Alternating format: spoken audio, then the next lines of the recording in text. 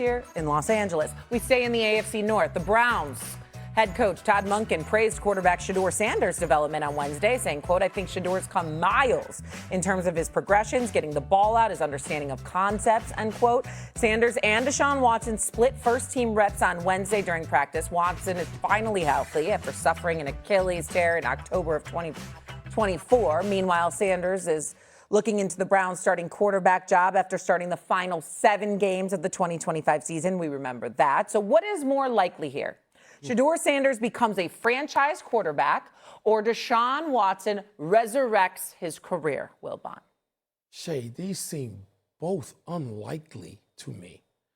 Deshaun Watson, it's been a long time. It's been, what, like 6 years since Deshaun Watson was a factor on a football field? There's so many things that go into the question about Deshaun Watson. Have the skills eroded, the skills that we once saw that made him comparable to Patrick Mahomes? It seems like you shouldn't even speak that sentence. Does he have any of that left in him physically, right? Not playing and going through all the controversy that he's been involved in, that he brought to himself in his own life. Can he get through that? Will people let him? Will the community of Northeast Ohio accept him as the starting quarterback? There are all kinds of things that don't have anything to do with football, and then there's football. I don't know enough about Shedeur Sanders to know if he can play yet. And I'm not accepting Todd Monken's just word for it. He's going to have to show a lot better than he did in those starts at the end of last year. The Cleveland Browns are a bad football team. So answer the question. Which is more likely? Oh, you're skating. I want it to be Shedeur. I'm afraid it's Deshaun Watson. Deshaun Watson resurrects his career. Stephen A., what do you think? I think it's Deshaun Watson. It's not to say I don't believe in Shedeur. But he's got a long way to go, and we wish him nothing but the best. With Deshaun Watson, there is something to be said about the fact that you once did it at a high level. There was a time where we talked about Patrick Mahomes, and then after that, Deshaun Watson's name was coming up because he looked that elite in Houston. And we understand that. We haven't seen that since. In his 4 years in Cleveland, he's only played about 19 games. 19 of the 68 games. You know, he's only played about 19 games in 4 years. So, but they've invested this money in him, $230 million guaranteed. And so because of that, you have to look at it from that standpoint and say, okay, this is what they're doing. This is how they're doing it. This is where they're going. And you got to live with that. My mentality is that with all of that being said, in the end, it still comes down to what's he going to bring to the table. And, you know, they're going to give him every opportunity because they want to justify the dollars that they've invested in him. And if you've done it once before, Will Bond, it's not like an injury derailed you. Like his game, the disappearance of his game, of the productive manner in which he used to play, that wasn't due to injuries. No. That was due to other stuff. So somehow, some way it got into his head, and it really, really derailed his performances. One would like to believe he could get that back. And I think Cleveland's hoping for that too, and they're going to give it every opportunity. And that's why I say Deshaun Watson instead of Shedeur Sanders. And you know what, Stephen A., we got to underline that $230 million. We know in every sport, management, particularly people who made certain big controversial decisions, they have to want to see those decisions justified. Do you guys understand, though? While I agree with the Shedeur Sanders, we don't know enough about him yet. It would be kind of a sports miracle to see Deshaun Watson resurrect his career. He's ruptured his Achilles not once, but twice, in addition to having issues with his shoulder and his leg.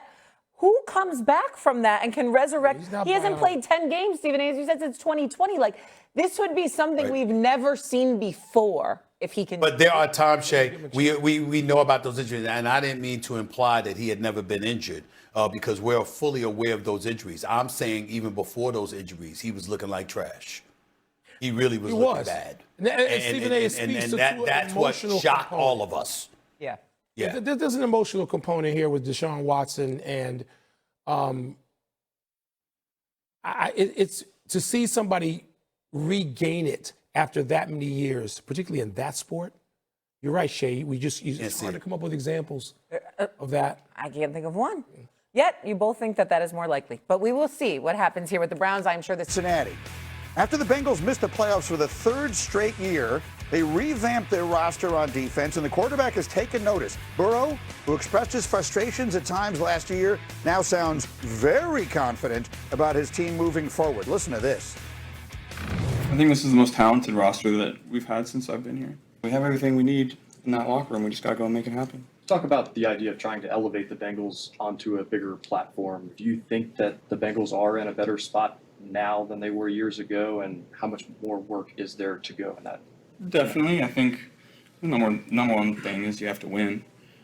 And we're going to go win a lot of games this year and play great and win a Super Bowl. And everything that comes with that comes with that. Wow, a young brash fella named Joe says we're going to win the Super Bowl. Where have I heard that before? Yeah. What did you make of those comments from Burrow yesterday? Most talented team he's had, he thinks, since he's been there. And that's fine. I don't make much of it. I mean, this is the time of year where everybody sort of overrates themselves, and all the skies are, blue and fluffy clouds.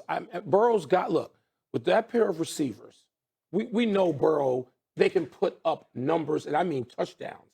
And they improved the defense with draft picks in the first and third round, guys who are likely to start. Right. And they have to contribute immediately. Greeny. So they're going to be better on defense. They're also in the division with Baltimore, which has a whole lot to prove. And Lamar Jackson coming off this subpar season where they weren't even a factor. So, I don't know that I'm listening to Joe Burrow proclaim how great they are as, I'm going to put them above Buffalo in the AFC? Yeah. No. Am I going to put them above Baltimore in their own division? No. Above New England? No. I don't know that I'm going to have them above the Chargers. So there's a long way to go, and this proclamation sounds nice. It reminds me of, I'm going to go historical for a second. It reminds me of Dan Marino. Okay. Who had some great seasons, and there was a lot of talent, and he got there once. Joe Burrow's been once, like Ken Anderson in Cincinnati went once, like Boomer Esiason in Cincinnati went once. There's no sort of history of the Bengals being so loaded that we're going to make them prohibitive favorites, even in their own division. Don't see it. The other piece of this that I think is interesting is there's what Burrow thinks, and then there's what Burrow thinks. You've heard the same whispers I have. I'm not even sure they're whispers at this point. He seemed so frustrated late last year. The idea, and I've heard Shefty sort of talk around this, but more than he usually would be if he was just going to shut it down, that if things go sideways this year, that Joe Burrow start glancing around at other possibilities. What do you think? Of course, that would be the case if there's that level of frustration. First of all, you sort of put pressure on everyone else in the organization if you walk out there and say this is the best team we've had, the most talented team we've had. And now, so expectations have been raised. In Cincinnati, I'm sorry, I got to see it. I'm not extending benefit of the doubt. It's in fourth grade. There's no extra credit. Let's see this play out. I was asking you about the schedule for Pittsburgh. Yeah. And I like the fact that Pittsburgh's got Cincinnati and somebody else tough in the first 3 weeks. Cincinnati. New England is the other team they have early. Cincinnati has a very favorable schedule. They only play 5 games against teams who made the playoffs last year. The Steelers twice, the Texans, the Jaguars, and the Panthers, who made the playoffs as a sub-500 team. But there are 2 games against Baltimore, which aren't mentioned there, that certainly are going to be factors in that whole thing. So you're confident the Ravens bounce back after what was a very disappointing year? I don't know if I'm confident. I got to see Lamar Jackson go back to running away from people in jerseys that have 50s on them. He didn't do that. Right. Now, is that just the injuries sustained last year prevented him from being Lamar Jackson? Or have 7 years of taking shots worn him down? We saw this with Cam Newton. The number of years people exaggerate and say, he's going to be great for 12 to 15 years. No. There just aren't. Tom Brady's don't just grow on trees. They don't just walk around like that, especially guys who take as many shots as Lamar Jackson. And by the way, Burrow's had injuries. Yes. So very quickly, the physical toll piles up, Greeny, and you got to see how this plays out before I accept